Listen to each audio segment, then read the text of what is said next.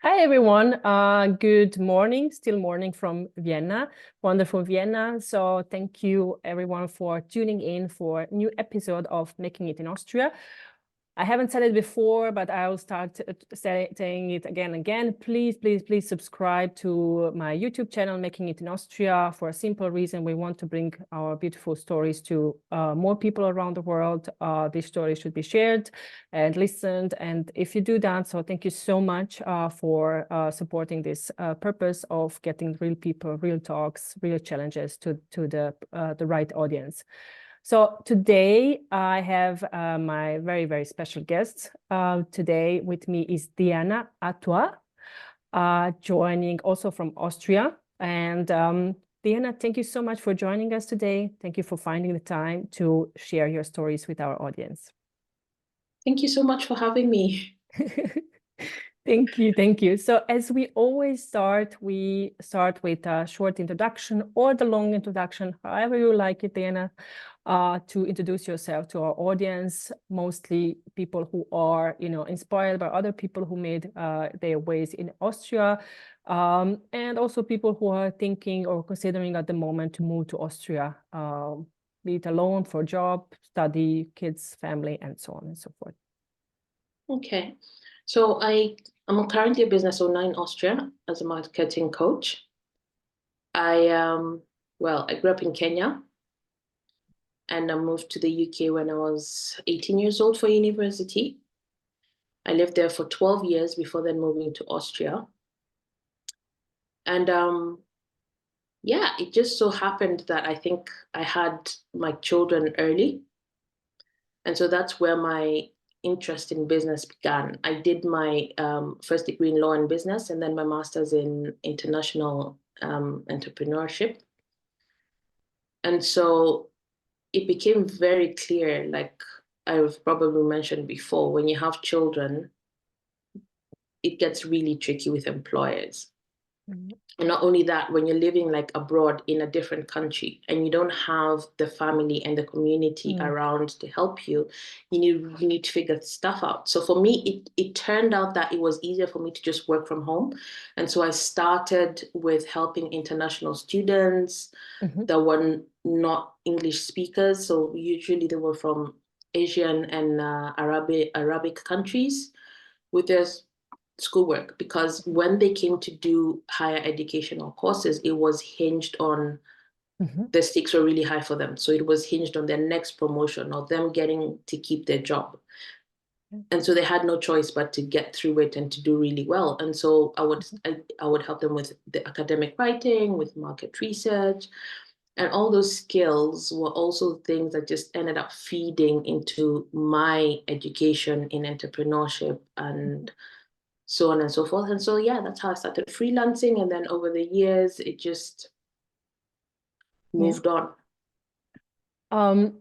So what do you do then as a marketing in a marketing field? So what kind of, services do you offer to, people who are listening here today to us? They might think, oh, that sounds interesting. So what are the services and, things that you do in your job that would be interesting for the audience? So that there's another story behind that, right? So Austrian bureaucracy. So my default setting is what the Austrians would consider to be consulting. So I help people start businesses, grow businesses. That's what I did in my education. That's what I have an eye for. And the problem with the Austrian laws, and this is maybe something that people really should take into consideration if they would like to go that way, is they have very regimented business licensing laws. So in Austria, for you to be a business consultant, you need to have the qualifications, which I do, but you also need to have Austrian experience. Now, usually, in order for that to happen for you, you then need to be able to speak German. Yeah. Right? And so if you can't speak German, then that whole experience thing kind of falls out the way. I was really blessed to be able to find a consultant that agreed to work with me. And that's still ongoing. But in the meantime, then I had to look for other skills that I already had that I could monetize, which was marketing, because I have to know how to market businesses in order to grow them, if that makes sense. So on the marketing side of things, it's a lot of social media marketing, email marketing, that sort of work, just like what I'm doing now also.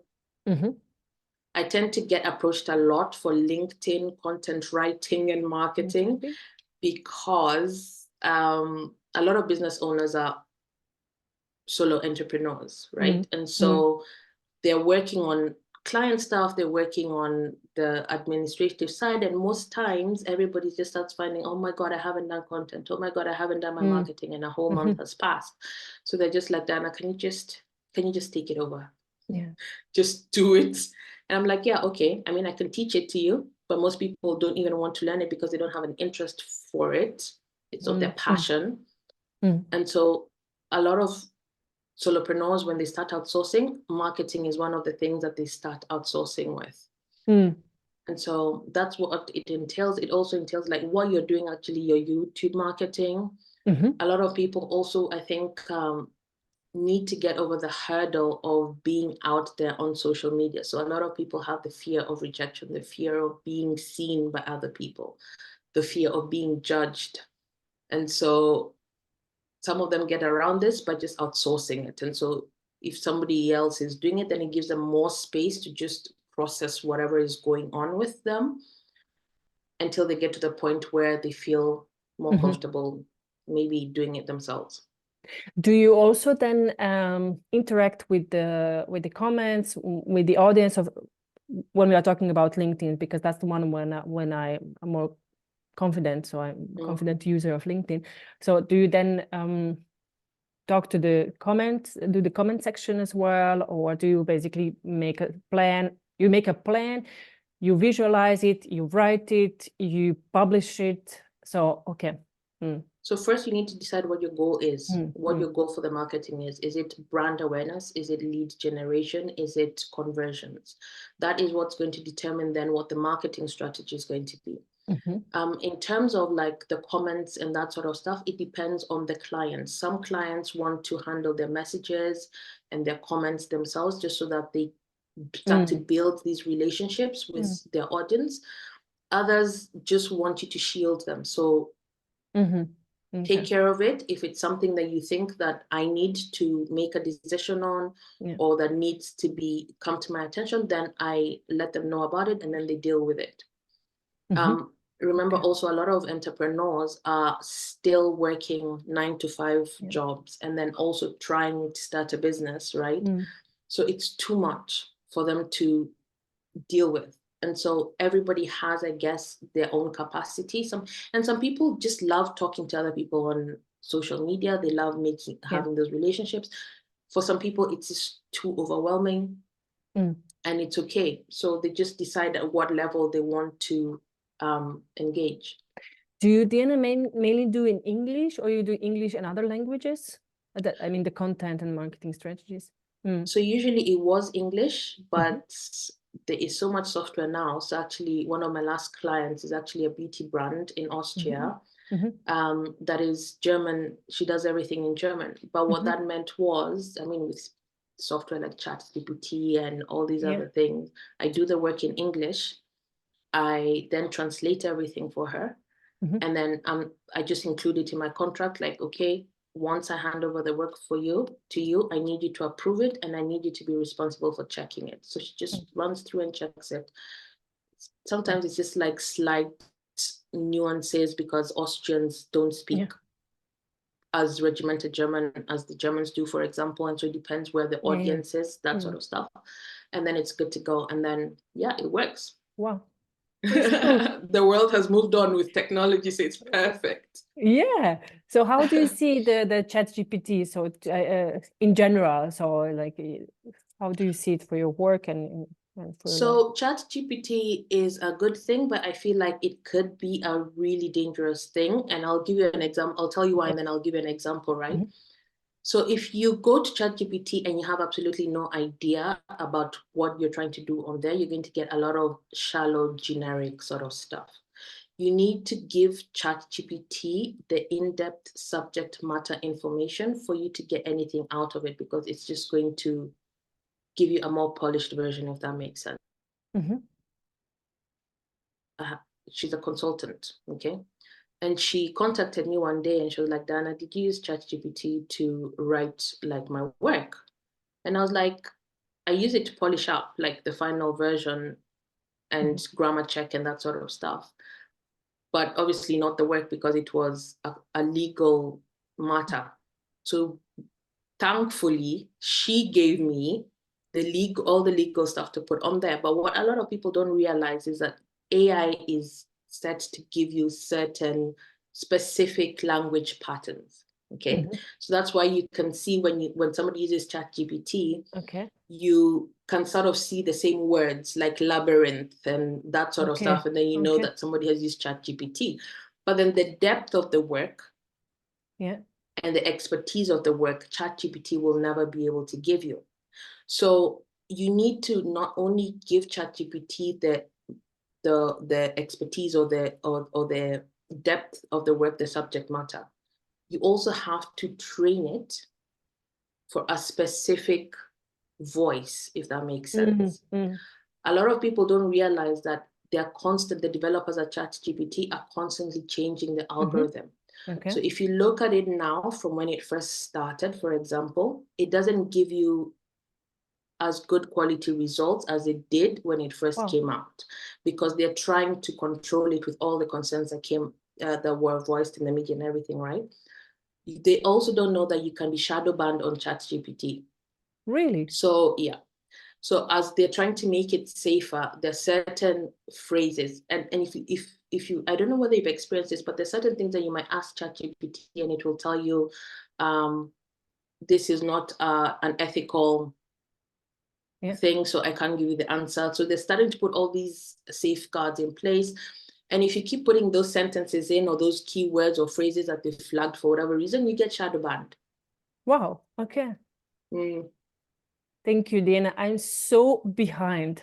I'm really so behind. I tracked the titles. I used it once or twice to get few ideas for my recent talk. Just wanted to get the second opinion, because I was running some ideas in my head. I was like, this makes sense to me. Like like if I connect these two things, it would make sense to me. However, I'm really not using it. And funny enough, I also, when I use LinkedIn on my phone, I also have this option to, when I write a post, so it also gives me this option, rewrite with AI. So it's available on my profile. I don't know if it's available to all of them. And I did it once, and it's like I wanted to see what does it say, but it's nothing. It's just like it's like such a like overly excitedness about nothing, because it's like this, it puts emojis, it puts like, oh, I'm like wow, but what is this wow about? So there's just what was like announcing one event which was like already planned, so I just wanted to see what they said, but it's just said nothing basically. Because AI doesn't think for itself, so it can only give you back what you actually give it. And so you literally have to put all the information in there. Now, when it comes to things like making things clearer, checking grammar, translate some translations, I mean, it's not that deep, right? It works. And for ideas. But other than that, I wouldn't recommend using it for any other purposes. Otherwise, it's going to get you into trouble. I recently read a post on LinkedIn from one of my contacts, and she was saying that the title was, I know when you're using ChatGPT for your post, because it's as you said, it has this structure, the words, it's the look and feel, so it's really clear. So she said, please don't do it for, at least let's keep something human, and that's like this personal touch and talk and the way you write and so on. So just, it shouldn't be everywhere and for the purpose of posting, because I'm very sensitive to that topic of LinkedIn. I've been posting for years now over there, and it means something to me. So I stand behind every of these posts that I did. And I don't have, people think that I have a certain strategy behind it. There's a plan. I have some automation. I'm very back and very behind with all this. I do it on my own. So, and when the inspiration comes, I do it and I write it, I post it, because that's how I see it and how I feel it. But that's just me, you know. I see people who do really cool things with using ChatGPT, posting the content, as you said yourself, polishing it.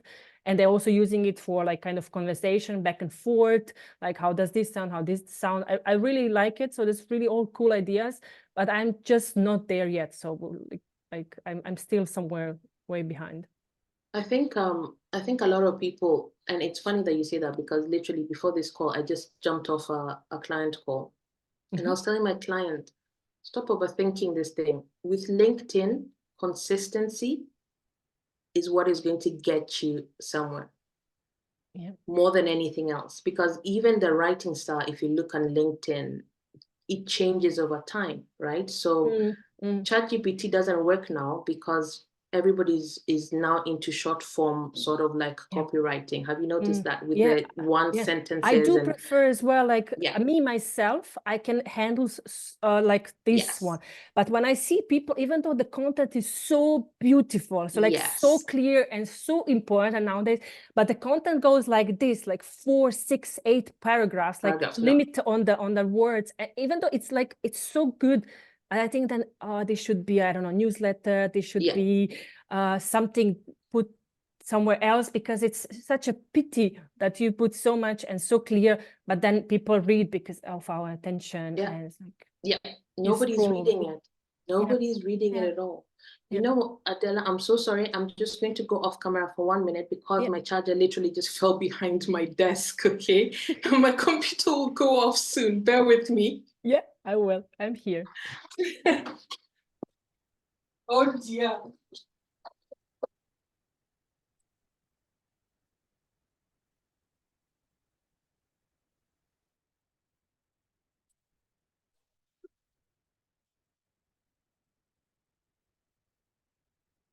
Okay, I'm back.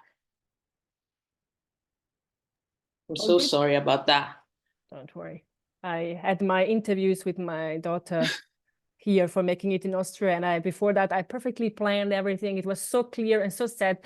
My husband comes in, takes her, and so on and so forth, and then bam, nothing. And I was holding her for most of the time for the interview. So we go with the flow. It's life. It's perfectly fine.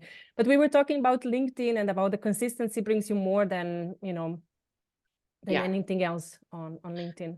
Yes, consistency and just being nice to people. Literally, that is what drives LinkedIn. And then obviously then if you're really doing this for money-making purposes or for job purposes, then you start looking at writing styles. And like you said, nobody has time to read paragraphs and paragraphs. And I test this on my profile, you know, a lot, like before. So sometimes I'll post 4, 5, 6 paragraphs just to see, feel where people are at. Before I do it for somebody else, I tend to use my own profile as the guinea pig sometimes. But yeah, you're right. Yeah. And I read somewhere, like, I tend to write as I speak. Yes. And that's how I speak. And then that's it. So I cannot change it. So some things, of course, I read a book. I'm now reading a book, This Effective Writing for Busy People, this and that. So it's quite important. You know, one of the ideas is like, if you want one idea attention, then put one idea attention in your email, for instance, and not like, can we make a decision on this, and then like 15 other things. So like really be, you know, cautious because of attention, and people are just like millions, like tens of emails a day and so on and so forth. So I'm learning every day new things and trying to adapt it, but my style has not much changed over the years. It's like It's funny that you say that. like so the way I speak, I write it, and then basically Yes. the words that I use, I write them.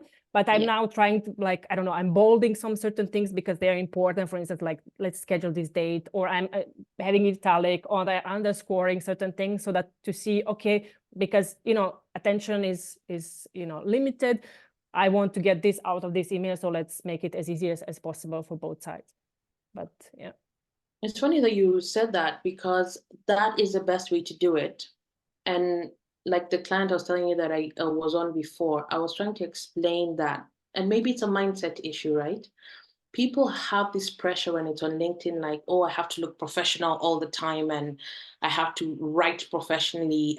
But if you do that, then people don't get to know you. They don't get to know your voice. They don't like to trust you because they don't know you. And then they don't like you because they don't know you. It's a mask that you're wearing all the time. Whereas when you write as you are and as you speak and you're authentic, that comes across. And so now every time I'm reading your post, I've got your voice in my head. Almost like I'm having a conversation with you. But there's this whole pressure. I think it's a mindset perfectionism, and it's stuff that you kind of have to work through.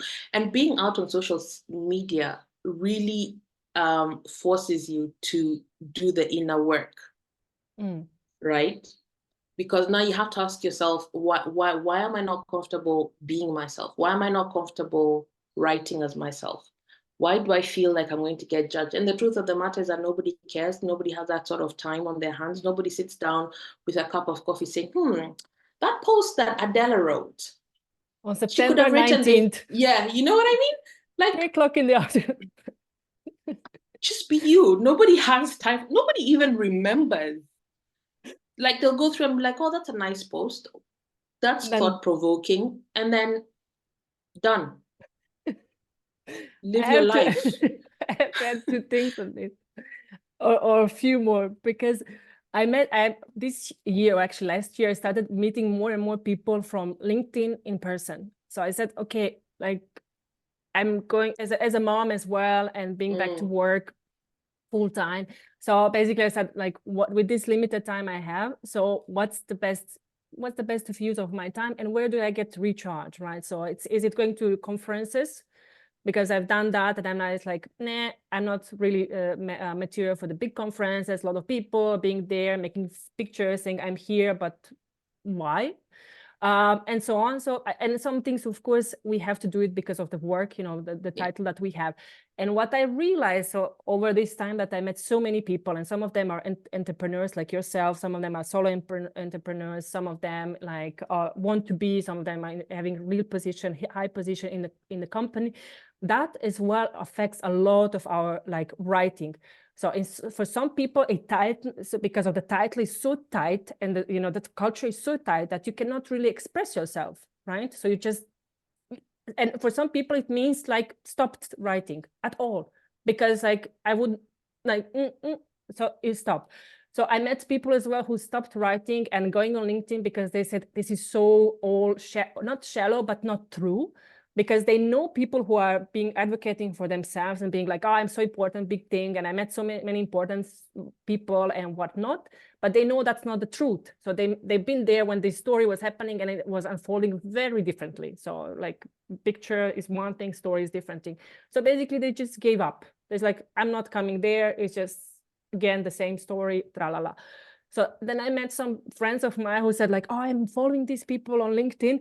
And then I met in person for unplanned for a conference. And it was like disappointment, because, like, she was so looking forward to talk to this person, and this person was like, because of the content she was following, and like, oh, it's of her industry, and it makes sense, and I like it. And this person was like, yeah, that's good, thanks for that, but let's move on. So, and there's, like, so many people that you meet, and they say, like, this doesn't make sense, I will stop it, I will not write it, I will rethink it, this is all, a lot of BS, a lot of untrue, a lot of things that don't matter, a lot of pretending, a lot of, as you said, a lot of masks.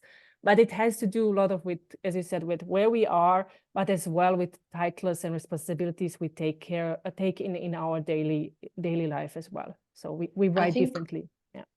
I think in that case, then it would be a strategy issue, right? Because if I know that I want to start a business, but I can't because of my job for whatever reason, be authentic like I'd like to be on LinkedIn, then LinkedIn wouldn't be part of my strategy.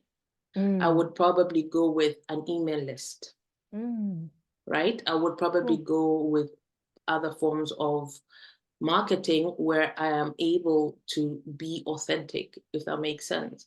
So it's a strategy issue. And I tend to find that almost all the issues that come up with marketing, it's because the foundational business stuff hasn't been done properly. So three types of people tend to come into my world. The first one is, I want to start a business, and with social media, you tend to do it online mostly, but I think it's a scam and I don't want to have to retrain, right? So that's the first person. The second person is, okay, I want to start a business, and then but I don't know where to start. So this is where you go through the foundational stuff I'm talking about. You need to know who you're selling to really well. Like, I need to know the person, their mindsets, what's keeping them up at night, what kind of the relationship they probably have, what scares them, what their desires are. I need to know them like I know my child, if that makes sense. I need to be able to see them on the street and recognize them. You need to know what one main thing you're selling to them when you're starting off that is solving their problem, and you need to do it in one place. Most people, when they're starting, they're trying to be everywhere. They're trying to sell too many things. And then you get overwhelmed, you're not consistent. It just messes everything up for you. So for the people who are beginning, we just focus on those three things, because once you have those three things in place, then usually your marketing will work. And this is on a beginner level I'm talking about, right? Most times when people come to me for marketing, the first question I'm going to ask you is, okay, who are you selling to? I don't know. Yeah, that's why your marketing is not working. Because if you're talking to women, what kind of women? Are you talking to stay-at-home moms? Are you talking to single women? Are you talking to divorced women, corporate women? Who? It's too many people. So most people are like, oh, she's not talking to me because you're not calling me out specifically. Whereas if you say, I'm talking to mothers of multiple children, for example, I can self-identify. You know what I mean? Yeah. First-time mothers, you can self-identify. Exactly. Yeah. You know? So they don't go into it deep enough on the preparation stage. And so then it just messes everything else. The brand strategy, the marketing strategy, the sales strategy, all of these things suffer because the proper work hasn't been done at the beginning. And so when a lot of people come to work with me, some of them are like, Dana, I have never seen market research done so deep. And I'm like, you've got to get it this deep. I need to know why my client is, for example, having a problem with posting on LinkedIn. Is it fear of rejection? Is it fear of being judged? Is it fear of being seen? Is it because of their job? Is it what is it? Is it because they have a chronic illness? I need to know that if I'm going to be able to help them. Because what a lot of people then do is that they start the whole shame guilt thing, which I can't stand, of, oh, you're not willing to do this, you're not ready for this, you're not willing to invest in yourself. And I see that all the time, and I can't stand it, because it just tells me you haven't done your market research, and market research is everything.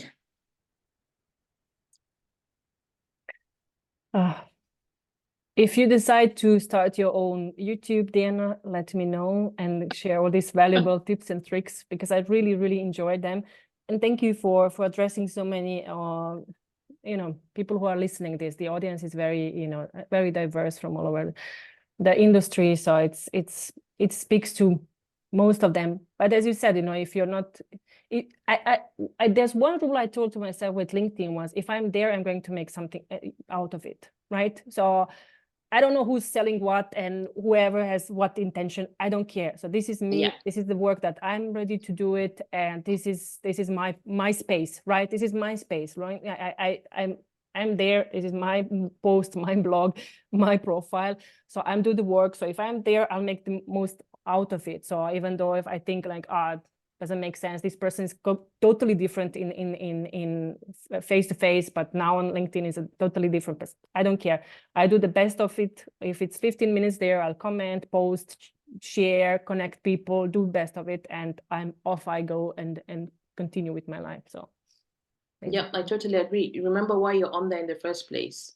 Yeah. And if it's just like, this is wrong, this is wrong, this is wrong, this is wrong, like, well, I'm wasting my time and I'm paying for it basically with someone. Yes. So this is my garden. I'm gonna dress it up. I'm coloring it up. This is how it is going to be out. And so I think we all should own that basically. It's like, even though if everything is falling apart and we don't believe anything what's said there. And people are reading it, and people are reading it. I see that some of people are not commenting, or like they are not having any reaction whatsoever for different reasons, but they do write messages. So I do a lot of messages in the background, because people do read, even though we think, no one is reading this and this didn't make any sense, and what did I have said? But people do read it. And I met, when you said about LinkedIn posts, I met some people who remember this exact post that triggered them. I was like, remember? And I was like, I was with Sabina the other day. I was like, remember this post, what you did, some that. I was like, wow. So some people do, there's this moment when you connect with each other on, as you said, on a personal level. I was like, yes, I remember this campaign, but not the specific details. And she did remember it. So out of like hundreds and hundreds of posts that I did, basically, but there was one that really resonated with her and brought us closer. And that just tells you that you did a really great job on that post, because for her to remember it, you accomplished exactly what you were supposed to accomplish on the post. So for people who, as I'm as well, one of them, like, no one read this, no one liked it, no one commented it. Everything is seen, and it takes its time for people as well to see you, that you're coming again, that you're, as you said, consistent, that you are committed to the purpose, what you have reached out to the world, that you're coming back over and over and over again. And at some point of time, after like tens of 20 or hundreds of attempts, people will start coming and joining your cause, and like you said, on LinkedIn, a lot of people don't comment because of whatever reasons, work and all that stuff. There are a lot of lurkers on LinkedIn, which is why DM me is a really good call to action, because then people are able to be themselves in your DMs. They'll tell you stuff that they wouldn't put in a post or out there in public. But like, if you can't say, because I don't like that person's parenting, I'm not going to become a parent. You know what I mean? Or this happened to that person, so what's my goal? Whatever anybody else is doing is absolutely none of my business, first of all. That's their business. I'm here to do A, B, C, D, E. And it's, I can say that, but I have also been the person that goes down the social media rabbit hole, where you realize you've been on there for like an hour, and oh my God, you've looked at everybody's profile and posts, and then you start feeling imposter syndrome, because you start comparing yourself. And this is why I'm like, you really have to do the inner work if you're going to be doing this sort of thing, or outsource it, because it will come up for you. Absolutely. Absolutely. Thank you, Diana, for mentioning that. And I know the both of us are thinking about Yasmina, our mutual friend. So when we say inner work, so Yasmina, we're thinking about you. If you're listening this, and I know you will, we love you a lot and can't wait to see you. Diana, we are wrapping up. This was a very, very special, and I do a few specials within the Making It in Austria. And for you, I really enjoyed it with talking, like expanding this topic and not staying only on when you move to Austria, which challenges you faced. I hope we do that next time when we meet, and next time when we meet, hopefully in person very soon. Thank you. But this was very, very good, very important, that what you have shared, and I feel it deeply resonates. It's like it's really beautiful work that you do, and I hope it will bring more people closer to you, and will expand your work and bring you lots of opportunities that you will say at the end of, I don't know, Q1, I cannot handle, I need 2 more people. I'm not a solopreneur anymore. This doesn't work. I need at least 2 more members in my team. Thank you. Thank you very much. Thank you, Diana. Thank you so much. And thanks everyone for watching this episode. I will link all the contact details from Diana, so you can get in touch with her. And I hope to, bring you more stories like this. And I look really forward to meet some of you and meet a few Diana in person. I'm usually at Augarten every now and there in Vienna. I'm doing a lot of walks and a lot of park things with the little ones. So everyone is welcome for a coffee and a walk. Awesome. Yeah, cool. I look forward to it. Me too. Me too. I'm really honestly looking forward to it. Thank you, Diana. Thank you, everyone. Have a wonderful day. Greetings from Vienna. Till next time. Bye-bye. Bye.